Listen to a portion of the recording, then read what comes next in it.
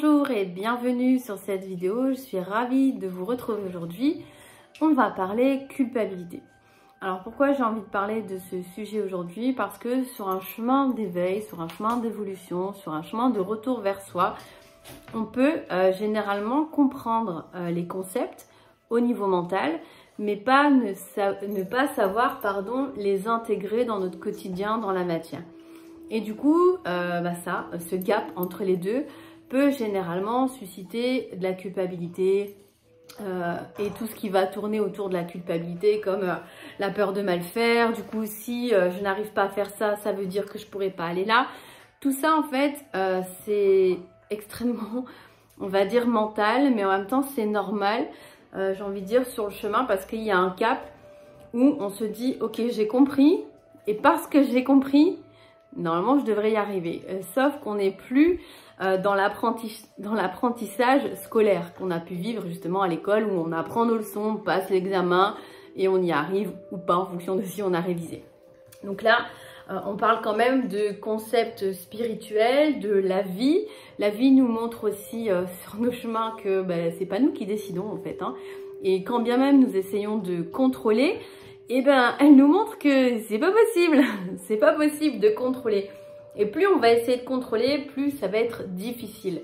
Et pourquoi ça va être difficile? Parce qu'en fait, au lieu de plonger dans l'expérience, on y résiste en mettant en serrant les fesses, en mettant les quatre fers, on va dire, dans le sol, et aussi en essayant de contrôler. Alors généralement, avec la culpabilité, il peut y avoir aussi du contrôle. Donc, comme je culpabilise de ne pas y arriver, je vais essayer de contrôler et de faire autrement. Sauf que ça ne marche pas non plus.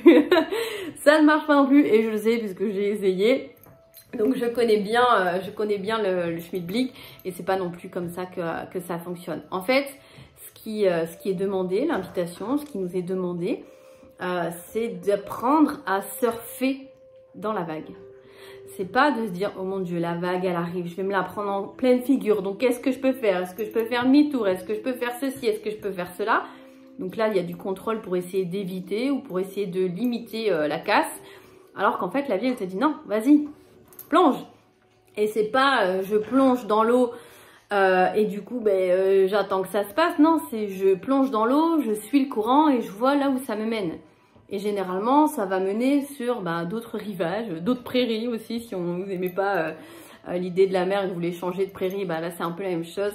Donc en fait, plus on va résister, plus ça va être compliqué parce qu'en fait, on va être là, au lieu de se laisser couler, et on va dire non, moi j'ai pas envie d'aller vers là, non, j'ai pas envie d'aller vers là. Et donc, on essaie de résister à ce qui est proposé, alors qu'en fait, il y a juste à suivre la voie. En fait, chaque voie que nous avons sur nos chemins est une invitation à suivre l'enseignement qui est là dans l'instant. Seulement, comme on est dans l'expérience, pour l'instant, on ne le comprend pas puisqu'on le vit. Et on ne nous demande pas non plus de le comprendre, on nous demande de le vivre. Et quand je dis on, c'est la source, la vie, notre soi divin, c'est pas les guides forcément. Parce qu'il y a des personnes qui vont dire oui, mais mes guides m'ont dit que... oui, mais mes guides m'ont dit de faire ceci. Oui, mais mes guides m'ont dit de faire cela. Oui, mais il y a un moment donné, stop.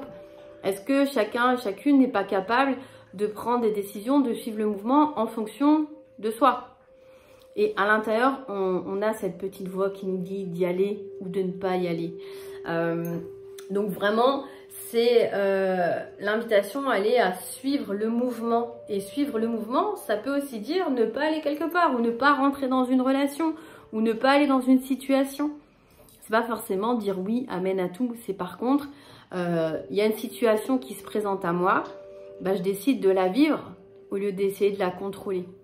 Et c'est humain d'essayer de contrôler, parce que généralement on contrôle pour pas souffrir, pour essayer de limiter la casse, parce qu'on a peur, parce que plein de raisons, alors qu'en fait l'invitation elle est à vivre pleinement ce qui est proposé. D'accord? Donc ça peut être, la vie elle me propose une situation qui est compliquée au travail, et donc au lieu de la vivre pleinement, telle qu'elle est, comme elle est, et pour ce qu'elle est, je vais essayer de trouver des solutions. Je vais essayer de trouver des solutions, je vais essayer de trouver un échappatoire. Et ça s'appelle du contrôle. D'accord? Je suis désolée, j'ai un truc dans l'œil. Ça s'appelle du contrôle. Alors, je suis pas en train de dire non plus qu'il faut subir la situation. pour moi qui ai subi par exemple plusieurs fois le harcèlement moral au travail, l'invitation là, elle n'était pas forcément de partir, mais plutôt de vivre pleinement l'expérience et de voir qu'est-ce que ça m'apporte en fait. Et dans chaque situation, si déplaisante soit-elle, il y a toujours quelque chose qui est vécu pour mettre en lumière quelque chose. D'accord? C'est pas... j'ai Stella qui fait la... Pour une fois, elle ronfle pas, mais elle fait la folle dans le canapé. C'est pas on va vivre une expérience pour nous punir. C'est pas qu'on va... Par exemple, le karma. Je vais prendre ça, cet exemple-là. On se dit souvent, oui, mais si je fais ça, le karma va me rattraper et je vais le payer. Alors, oui et non, sauf qu'il n'y a pas cette histoire de je vais devoir régler une note. Par contre, je vais devoir apprendre ce que ça fait, ce que j'ai fait. C'est pour ça qu'on dit toujours, ne fais pas à ton voisin ce que tu n'aimerais pas qu'on te fasse. Et la vie étant bien faite, il y a un jour, on va se le reprendre ça, en pleine face. Peut-être des années après, peut-être dans une autre vie, peut-être à la seconde près. On voit aussi ces vidéos où il y a des gens qui font les imbéciles en voiture et qui vont casser des rétros et puis se casser la figure juste après. Ça aussi, c'est la loi du talion, comme on dit. C'est pas je fais et donc je suis puni. C'est j'ai fait quelque chose, donc je vais apprendre la leçon de ce que ça fait de faire ceci ou de faire cela. En fait, la spiritualité, de manière générale, même si ce sont des concepts, on va dire, qui sont apportés de diverses manières, pour moi, la spiritualité, au sens large, une spiritualité incarnée, c'est un retour vers soi. D'accord? C'est pas forcément une voie d'éveil en prenant par ceci ou par cela. C'est vraiment, je retourne à l'intérieur. Et grâce à tout ce qui se passe à l'extérieur, ça me permet de mieux me comprendre au-delà de mon ego, au-delà de ma personnalité. Et ça me permet aussi de transcender certaines choses. Ok? Par exemple, quand on a une situation où on va vivre du rejet, de l'injustice, des choses comme ça, en fait, quand on va cheminer suffisamment vers soi, on va se rendre compte qu'en fait, on n'a jamais été rejeté vraiment. C'est comment on a interprété ce qui s'est passé, on l'a pris personnellement et on l'a pris comme du rejet. D'accord? Pareil pour l'injustice, il y a des choses où on va se dire, voilà, ce qui va être juste pour moi, sera peut-être pas juste pour vous. Et ce qui sera injuste pour moi, sera peut-être pas injuste pour vous. D'accord? Mais au final, quand on chemine vers soi, on chemine vers le divin. Et à un moment donné, comme on chemine aussi vers la conscience, on se rend compte que tout ceci participe à un plan qui est beaucoup plus grand, qui est beaucoup plus large, ce qui est là devant notre nez et ce qu'on va vivre en tant qu'humain. Et je sais que ça peut être compliqué parfois à comprendre ou même à entendre, parce qu'il y a des personnes qui vont assimiler ça tout de suite au pire, en se disant oui mais tu vois ça. Alors l'idée c'est pas de faire un débat. J'ai une vision des choses qui est peut-être la même que vous et c'est ok, hein, c'est ok pour moi. Maintenant, tout ce que je partage, ce sont des invitations à essayer de voir autrement que le bout de votre nez, que la situation, que ce que vous êtes en train de vivre. Le but, c'est vraiment de vous apporter l'opportunité de voir depuis un autre regard et qui est celui de la conscience et non celui de l'ego.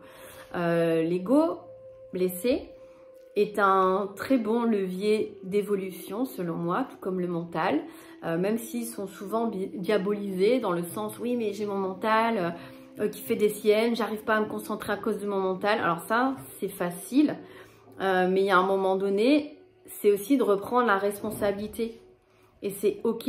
Dans ma tête ça n'arrête pas de parler, dans ma tête ça n'arrête pas de se faire des films, dans ma tête il y a tous ces scénarios là qui sont là sans cesse. Mais en fait, s'ils ne sont pas alimentés, je ne vais pas dire qu'ils n'existent plus, mais presque, ils n'ont plus de pouvoir.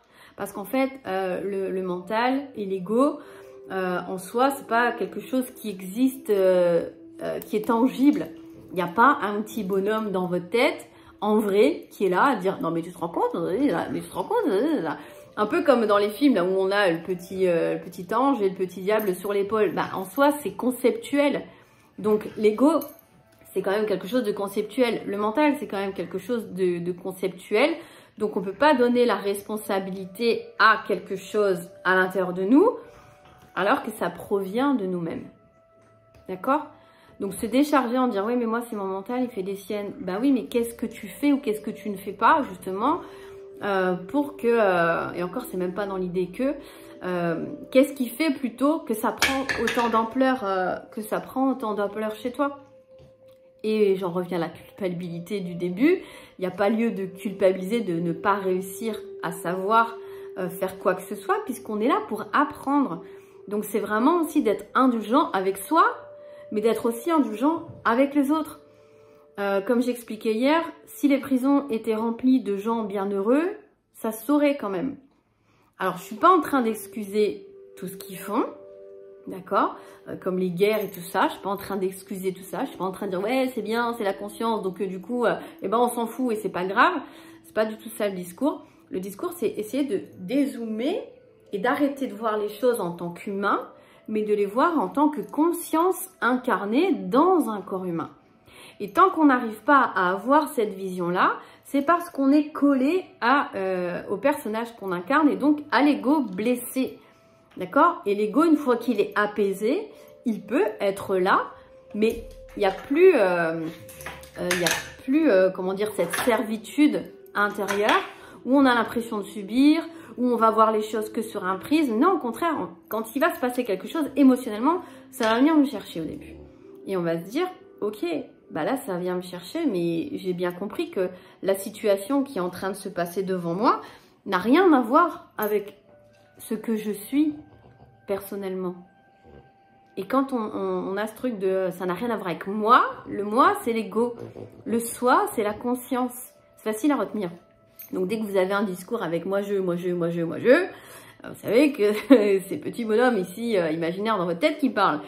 Et pourquoi je disais que l'ego et le mental sont de merveilleux leviers d'évolution, même si voilà, c'est challengeant, c'est parce que s'ils existent, c'est qu'ils ont leur utilité. D'accord? Au sein de la création, attendez 2 secondes, au sein de la création, il n'y a rien, écoutez-moi bien, il n'y a rien qui existe sans que ça ait une utilité pour l'élévation de la conscience humaine. D'accord? Donc, les guerres, toutes ces violences qui existent, elles ont une utilité. Et encore une fois, c'est vraiment apprendre avec du recul ce que je suis en train de dire, parce que si on est dans la blessure, si on est dans la victimisation, sinon on est dans l'injustice, bah vous allez dire mais non, mais ce qu'elle dit, c'est pas possible. On dézoome, on respire, on essaye de regarder autrement. Et si c'est trop compliqué pour vous, il n'y a pas de souci, vous pouvez regarder d'autres vidéos. Je suis pas là pour convaincre qui que ce soit, je suis là pour apporter la vision que j'ai aujourd'hui et ce que je transmets aussi bien dans mon travail que dans mes partages sur YouTube ou sur Instagram, pour que ça puisse aider d'autres personnes à réfléchir autrement. Donc, si les guerres, elles existent, si ça c'est permis, si les atrocités qu'il y a sur Terre sont permises, ben, c'est encore une fois, tout est polarité sur Terre. On est sur une Terre justement qui est polarisée, où il y a la dualité. Et sans dualité, l'être humain n'évolue pas. D'accord? Parce que si on avait notre petit cul dans le beurre, comme je dis toujours, où tout se passerait super bien, bah, en quoi ça permettrait l'évolution? On serait toujours en phase de stagnation en fait. D'accord?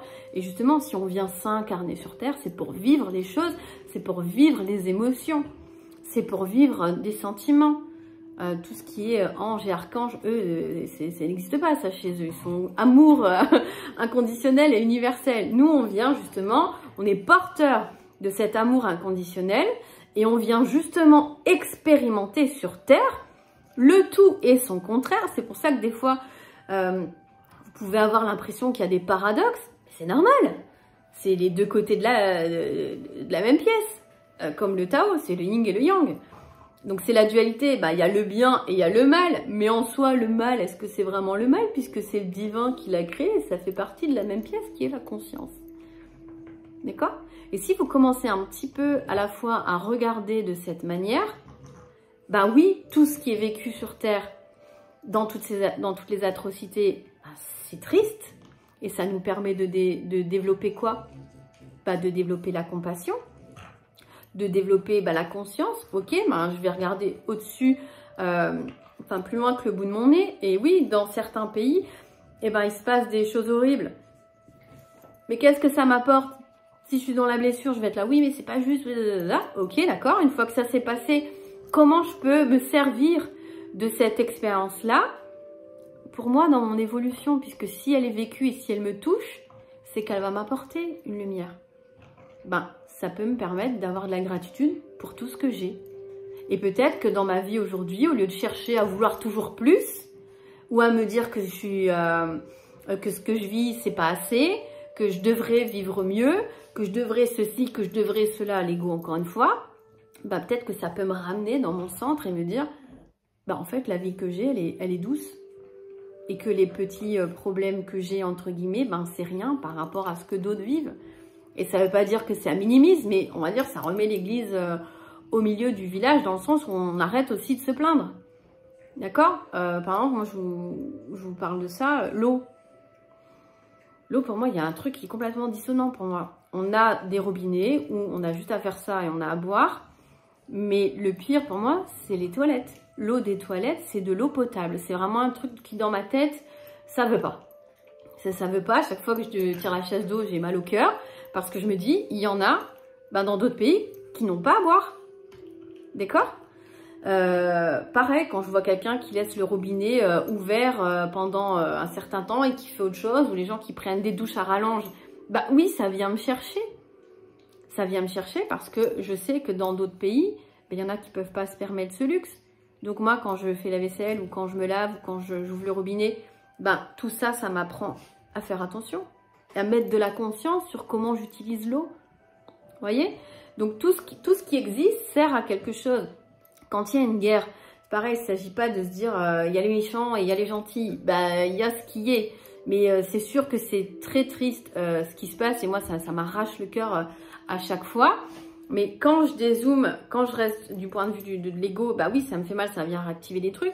Mais si je prends du recul et je me dis, ouais, mais en fait, tout ça, ça participe à un plan qui est bien plus large. Et je le regarde du point de vue de l'humanité, ça va leur apporter une autre conscience. Il y a des pays où ça va leur déclencher de l'aide.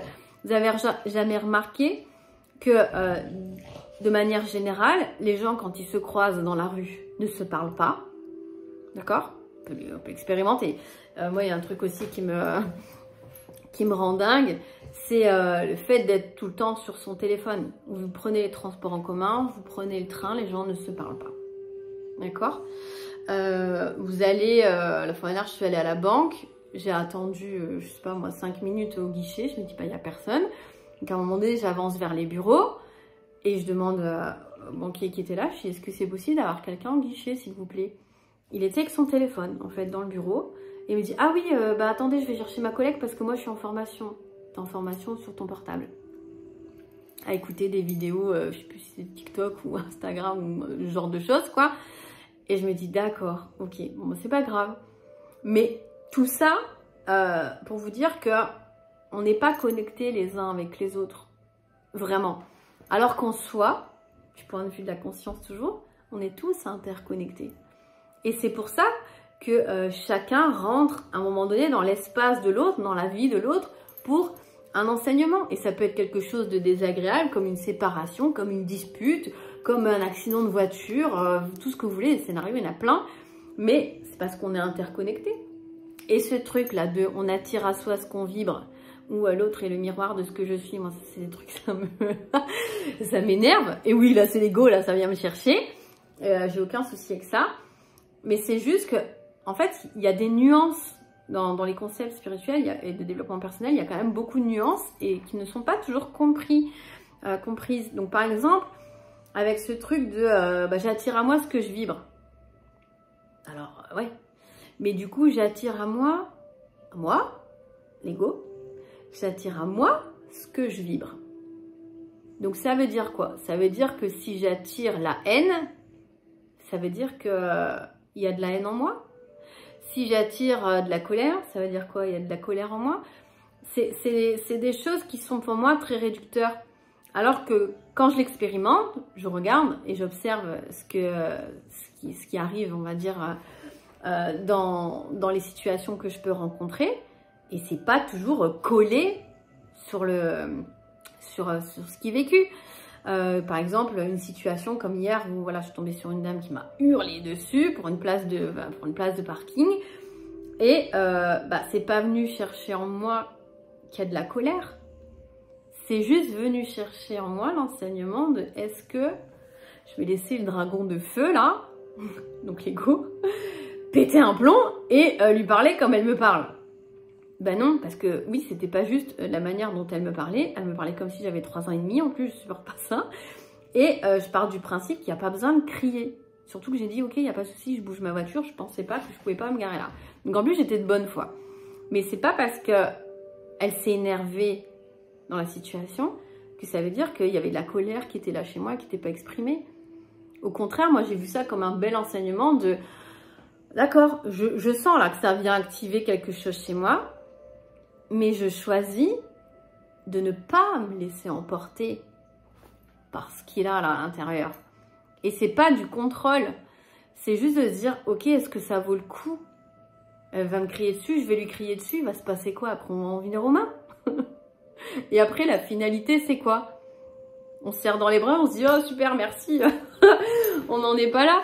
Mais c'est vraiment de ok, c'est venu me chercher sur certaines choses parce que je supporte pas qu'on me parle mal, je supporte pas qu'on me crie dessus. J'ai horreur de ça, tout ce qui est dispute et tout ça, j'ai tendance moi depuis des années à éviter le conflit.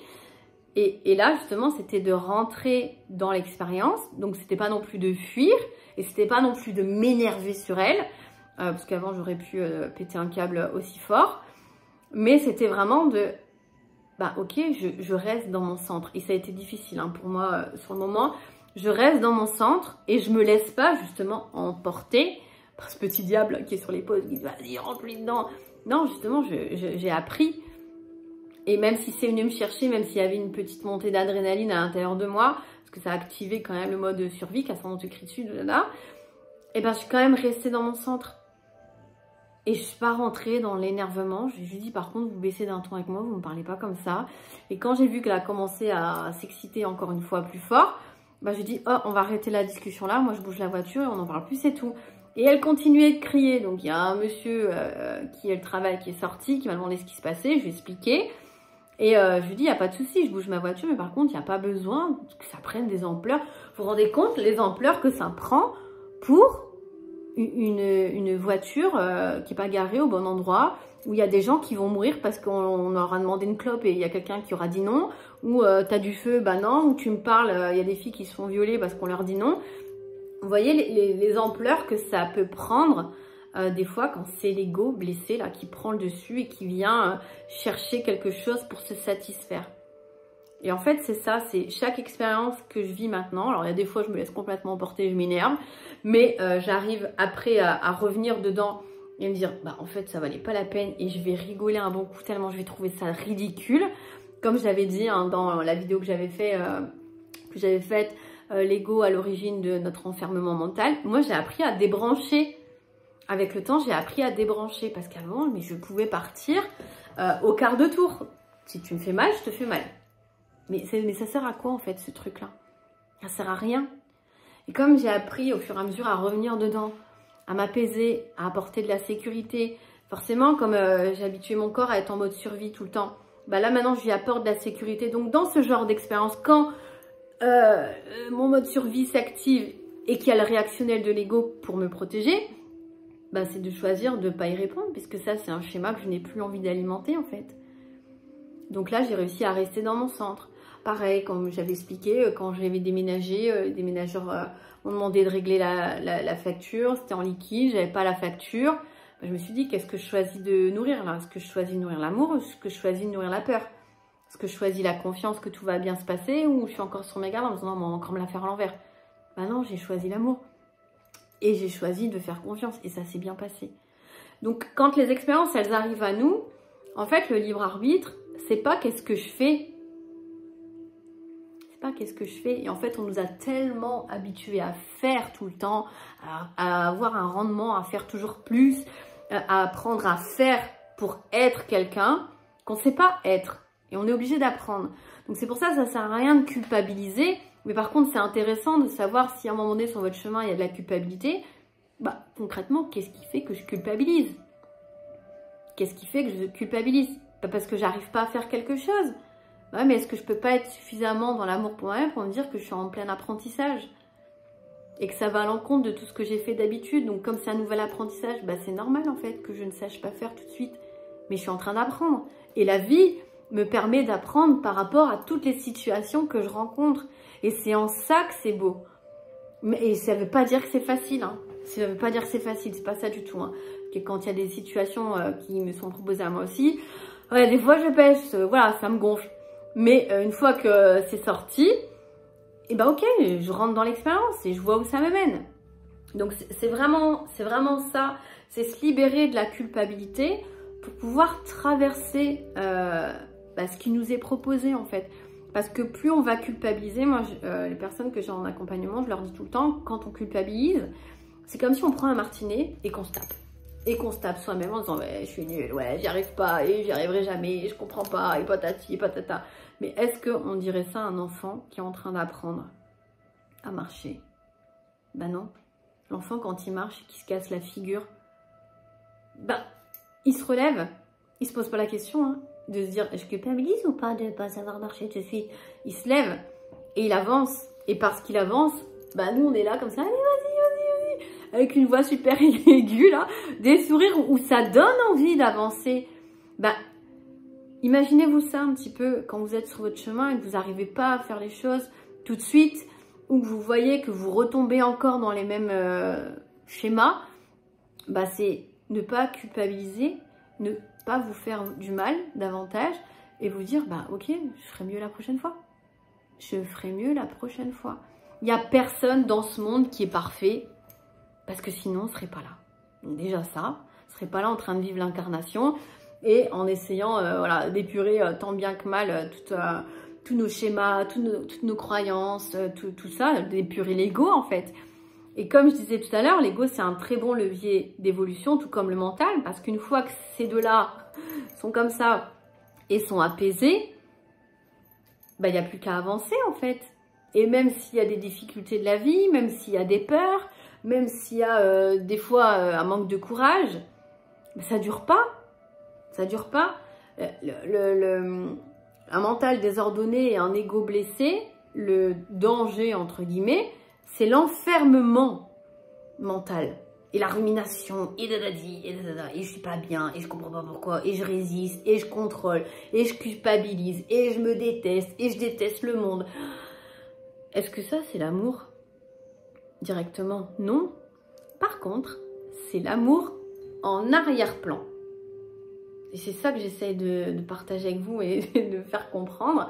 Mais c'est tellement de subtilité que je le dis de différentes manières, dans différentes vidéos, mais ça revient toujours au même. Ça, c'est l'amour qui œuvre à travers ces situations pour nous permettre d'évoluer vers plus d'amour. Donc en fait, quand on dit la peur, c'est nul, la peur, c'est une vibration basse, c'est l'opposé de l'amour, d'accord? Dans la dualité, dans le yin et le yang, c'est l'opposé. Mais est-ce que parce que c'est l'opposé, il n'y a pas d'amour dedans? Est-ce que quand on vit la colère, il n'y a pas d'amour dans la colère? Est-ce que lorsqu'on vit la trahison, il n'y a pas d'amour dans la trahison? C'est juste qu'elle n'est pas au premier plan. Enfin, l'amour n'est pas au premier plan, mais il est au second. Parce que c'est cet amour-là qui nous permet de vivre ça pour que l'on évolue. Donc, est-ce que ça, en soi, c'est pas de l'amour? C'est juste que c'est de l'amour divin et donc inconditionnel. Et ce n'est pas de l'amour humain que l'on connaît, conditionné. Je t'aime, mais si tu te tiens droit. Je t'aime, mais voilà. Si t'es sage, t'auras un bonbon. Si t'as un bon bulletin, je t'aimerai encore plus.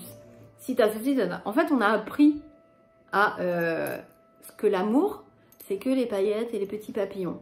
Et c'est pour ça aussi que les couples maintenant ont de la difficulté aussi à tenir, même si voilà, il y a des séparations qui doivent se faire, des personnes qui n'évoluent pas de la même manière. Et c'est vrai qu'au niveau des couples maintenant, Il y a quand même pas mal de changements au cours de la vie, parce que des fois on n'est pas avec pas la bonne personne, parce qu'on est toujours avec la bonne personne pour évoluer, mais on n'est pas avec la personne qui nous convient le mieux pour vivre un amour sain. Voilà, c'est plus dans ce sens-là. Mais on est toujours avec la bonne personne quand on chemine, même quand on est avec un partenaire ou une partenaire hyper toxique, parce que cette personne-là nous enseigne quelque chose sur nous-mêmes. Donc tout ça, c'est de l'amour divin, comme j'appelle ça. C'est de l'amour divin, parce que c'est l'amour de la source, c'est l'amour de Dieu, c'est l'amour de l'univers, vous appelez ça comme vous voulez, on s'en fout, c'est la même chose. Ça, c'est de l'amour qui n'est pas conditionné. Et donc même quand, c'est comme si le divin me disait, même quand tu es triste, je t'aime. Et même quand tu n'y arrives pas, je t'aime. Et tu as décidé de venir t'incarner ici et tu as oublié ce que tu es, et je t'aime quand même.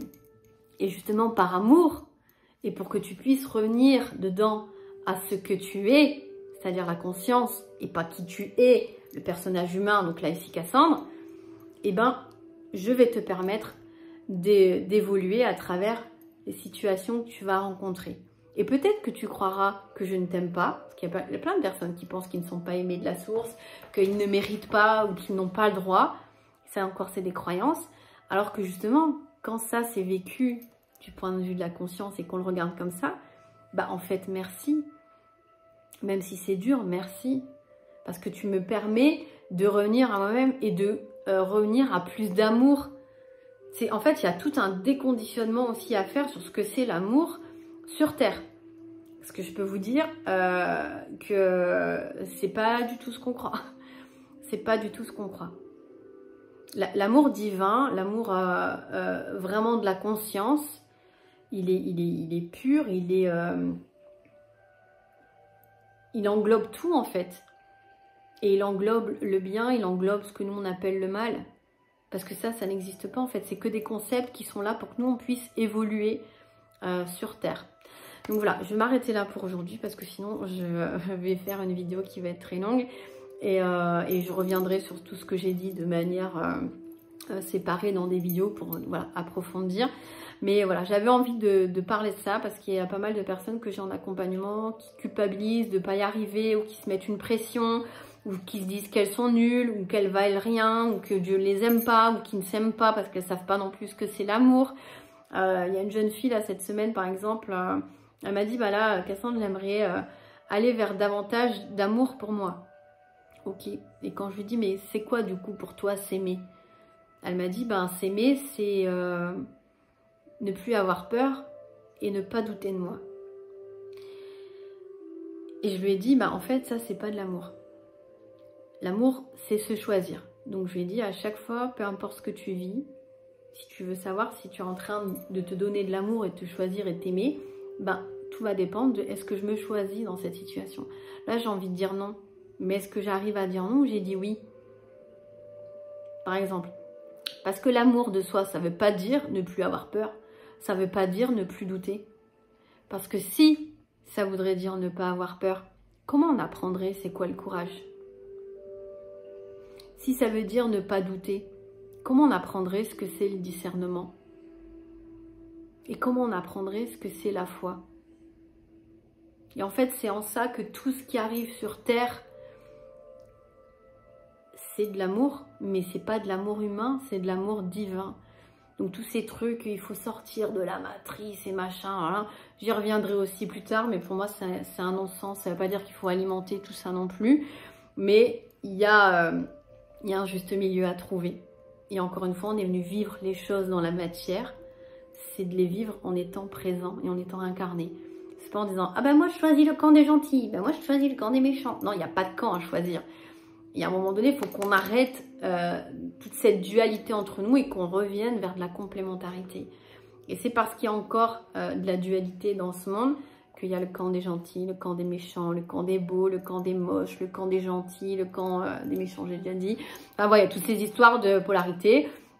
Alors qu'à un moment donné, ben, si on comprend qu'on est tous complets déjà en nous-mêmes et quand nous, on détient tous une clé d'évolution, il n'y a personne qui détient la vérité plus qu'un autre. Hein. Là, tout ce que je partage, ça se trouve dans 3 ans, j'aurai une autre compréhension et j'échangerai sur autre chose. Mais là, aujourd'hui, dans mon présent, c'est ça que je vis. Et donc, je le partage. Et si dans 3 ans, je suis sur autre chose, et ben tout ce que je partage là et qui est enregistré aidera des personnes qui en seront là au moment où elles regarderont la vidéo. Donc ça aussi, c'est important parce que j'avais hésité à me lancer aussi sur ma chaîne sur YouTube parce que je me disais, ouais, mais comme j'évolue ce que je crois maintenant ou de la manière dont je vois les choses, ben, je le verrai peut-être plus pareil dans 6 mois. Et en fait, c'est pas grave. C'est pas grave parce que c'est l'évolution et c'est ça qui est beau. Le but, c'est pas de stagner, c'est d'évoluer.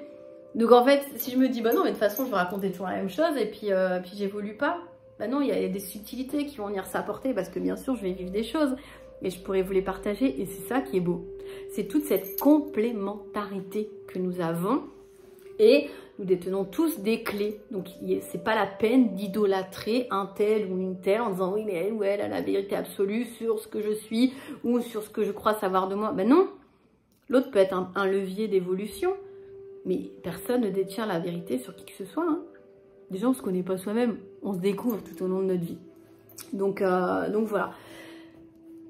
Je vais arrêter là pour aujourd'hui. Et bah merci de m'avoir écouté. Parce que la vidéo, je crois qu'elle sera un peu longue. Et s'il y a des choses que vous ne comprenez pas, s'il y a des choses que vous voulez que je développe davantage, n'hésitez pas à me le mettre en commentaire. J'ai ma petite idée des prochaines vidéos que je vais faire. Mais voilà, s'il y a quelque chose que vous voulez... que je développe davantage parce qu'il y a beaucoup de subtilité dans tout ça, et ben vous me le mettez en commentaire et je ferai une vidéo attitrée. Voilà, je vous souhaite une très belle soirée, une très belle journée et je vous dis à bientôt.